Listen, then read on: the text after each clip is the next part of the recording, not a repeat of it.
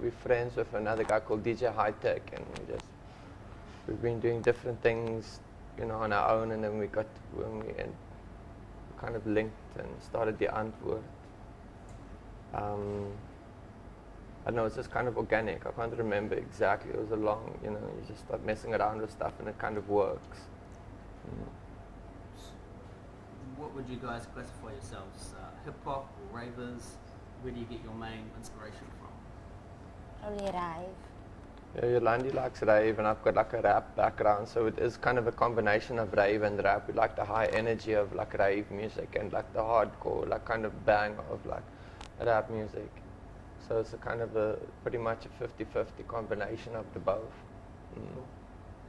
How much of the success that you've had in the past year or two do you put down to the internet?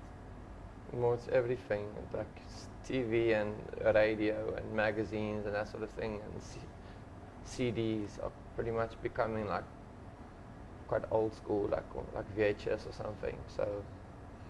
So we, the interwebs right there for everyone to use.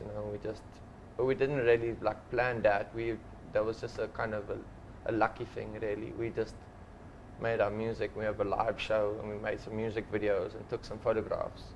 Simple Simon, and then we worked a long time to put it all together, and then a friend put together the Antwoord.com for us, and then we just in January last year we just put it all together into that's all into that cyberspace, into that place. And we didn't even want to put our stuff on YouTube, but just our site kept crashing, and because we were streaming it off our own. I didn't know what a server and all that sort of stuff was, but I've just found out about it, and so we just we started streaming all our videos through YouTube, so we wouldn't because we started owing people money for the amount of traffic that was coming off.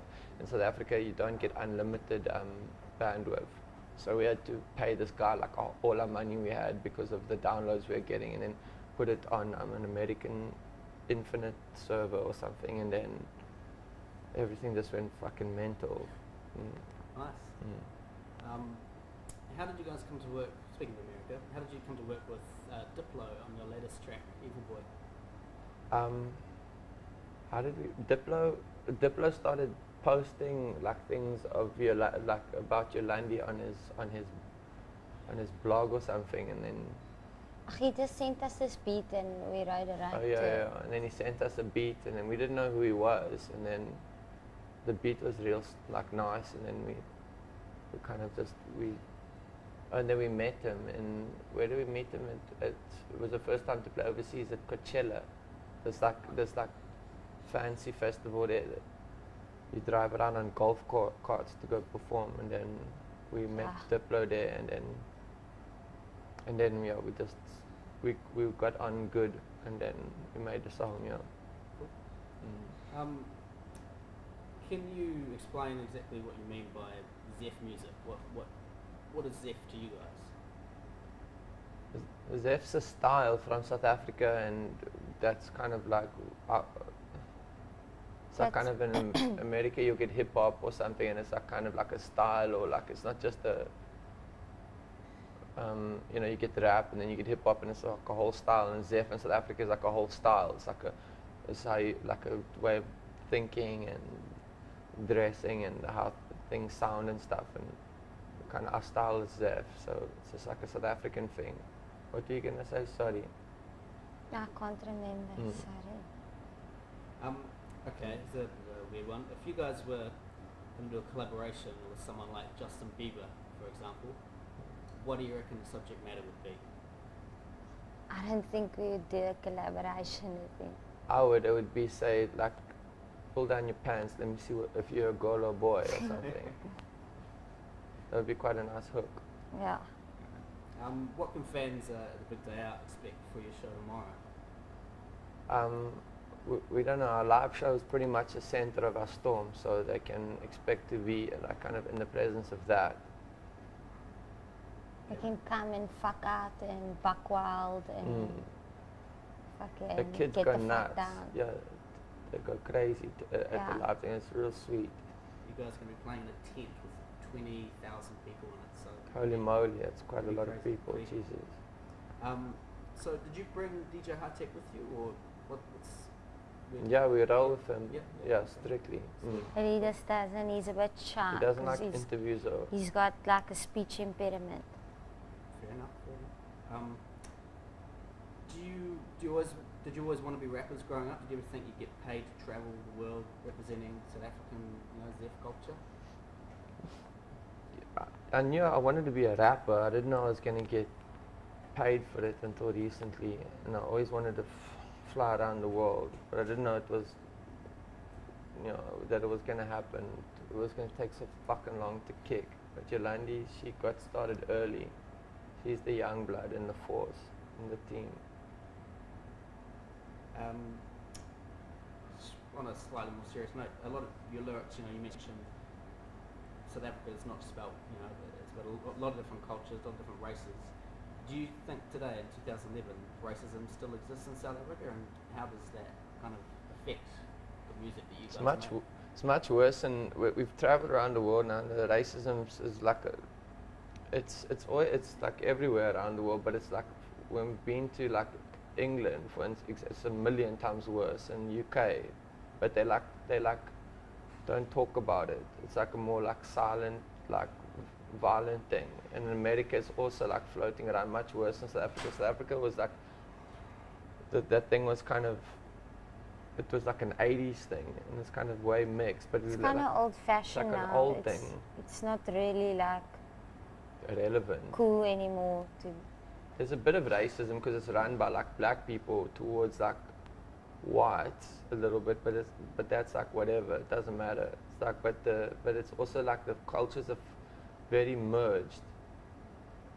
Like when I said I represent all those different cultures, is a thing of like that is, I think so everyone like got all pumped up about that and thought because South Africa is like synonymous with racism, or it used to be until, when you ask people, someone said a funny thing to me recently. When you ask someone like up to recent, if you think South Africa, the first word that comes to mind would be like apartheid or racism. And now when you ask people South Africa, what's the first word that comes to mind? People are like Zef, which is a nice transformation. And when I say I represent all those things, it's because South Africa is like a merger of all those things, where it used to be like forcibly like kept apart. For a while now, it's been like just not like harmoniously merging, but it's just kind of like that's what's like all fucked into one thing, and it kind of works, in a dysfunctional way, We love it there. So it's more of a melting pot. Everything's finally. That's what gives it its flavor. Yo-Landi, you have rats, pet rats and things. How old is your rat, and what's its name? Well, I've got 30 rats, and it's hard to tell the difference, and I call them all sneaky prawns. And my oldest rat, which was 3 years old, he was this big. His name was Gumi. He recently passed away, and I got him stuffed. So when I get back, he'll be ready. It took almost 6 months for the process to happen, because they had to treat the skin and everything. And I got him stuffed in this position like this, like standing Splinter. on his back legs. Yeah, so I'm excited. Like Master Splinter. They had to get eyes from Germany. Really? Yeah. I don't know if you guys probably been asked this many times before. Who gives you your haircuts? My friend Andrew, and I cut her hair. Nice. Her mom used to cut it, but then I thought of the side thing. My mom used to cut it like this, but then She wanted to copy I my wanted style. to take the sides off, and then she said, no, it's going to look too weird. So Ninja did it for me.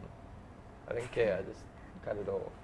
Now my mom also cut her hair like this. You've only just arrived in New Zealand, but what are your impressions so far? What had you heard about Kiwis before you came here? What? I know What's about New Kiwi. Zealand, sorry, Kiwis. Ah. We have Kiwi shoe polish in South Africa. I don't know if it's from New Zealand. Yeah. Kiwis is Australia, is it? Is it like the fruit? No, the kiwi fruit. No, it's a little Kiwi's a animal little with a bird. long beak, like a hardy dog. Oh. I don't know that much about it. I just know that like like Bilbo Baggins is from New Zealand, and I can't tell the difference between a New Zealand accent and an Australian accent, but it's probably different. Why? But my ear's not like that. Everyone says when we go overseas, are we from Australia?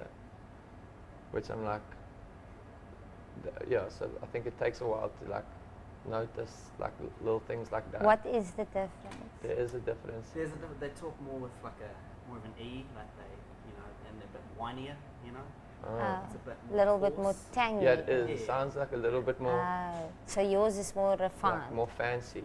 Yeah, New Zealand's- not as fancy as British, but In it's between. kind of in between, So like New Zealand's are like fancy Australians, sort of, like Yeah. sonically. Yeah. I don't think so. Okay, last question. Who do you reckon is going to win the Rugby World Cup this year, New Zealand or South Africa? I don't know, the All Blacks used to be like almighty, but yeah, we always used to be scared of them until we beat them. But I don't know, I don't really, like, I don't even know when the World Cup is. Yo-Landi, she's like really into rugby. Yeah, I guess I'd have to bet for New Zealand. Nice. Cool. All right, well, thanks, guys. Okay, Sweet. It's been an cool. awesome time when you're here. Thanks for having us. Once, thank you. Cheers. Cool.